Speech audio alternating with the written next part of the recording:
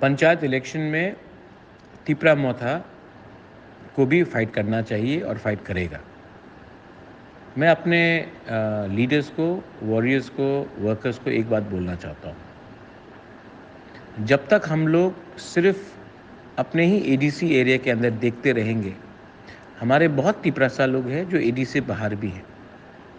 आज उनको अगर लाना है, ग्रेटर तिपरा लैंड के अंदर हमको लेकर आना है, तो उनका आवाज़ के लिए भी हमको फाइट करना पड़ेगा। आज सब लोग वीसी इलेक्शन में हम लोग के साथ अलायंस करना चाहते हैं या बात करना चाहते हैं या फाइट करना चाहते हैं, लेकिन पंचायत इलेक्शन में, ग्राम पंचायत इलेक्शन में बोला जाता है कि आप तो रीजनल पार्टी है, आपका कोई काम नहीं है एडीसी से बाहर।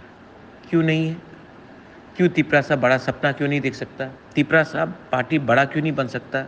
और नेशनल पार्टी हमारे एरिया में आएंगे, लेकिन हमको उनके एरिया में जाने का अधिकार नहीं है।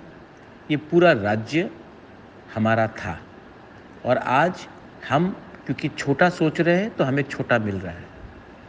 आप लोग ग्राम पंचायत इलेक्शन के लिए तैयार होइए, कैंडिडेट आइडेंटिफाई कीजिए और जो सबसे ऑनेस्ट, जो ईमानदार व्यक्ति हो, औरत हो या आदमी हो, उसको आइडेंटिफाई कीजिए, उनको कैंडिडेट दीजिए।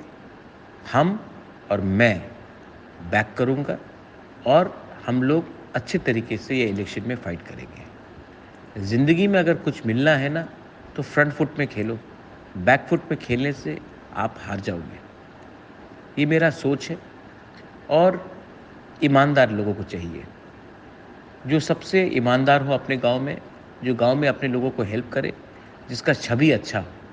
मुझे ऐसा लीडर नहीं चाहिए, ऐसा कैंडिडेट नहीं चाहिए जो बिका हुआ हो, जो कमज़ोर हो, जिसका गांव में, अपने ही गांव में, अपने ही पंचायत में कुछ नाम अच्छा ना हो। तो अच्छे आदमी को आइडेंटिफाई कीजिए और उनको सपोर्ट कीजिए। अगर गांव आगे बढ़ेगा तो त्रिपुरा आगे बढ़ेगा, त्रिपुरा आगे बढ़ेगा तो इंडिया आगे बढ़ेगा। सिर्फ इंडिया आगे बढ़ने से त्रिपुरा और हमारा गांव आगे नहीं बढ़ने वाला है। ये मेरा मैसेज है। This is my message to everyone. Look for honest people and get ready and prepare for the GP elections.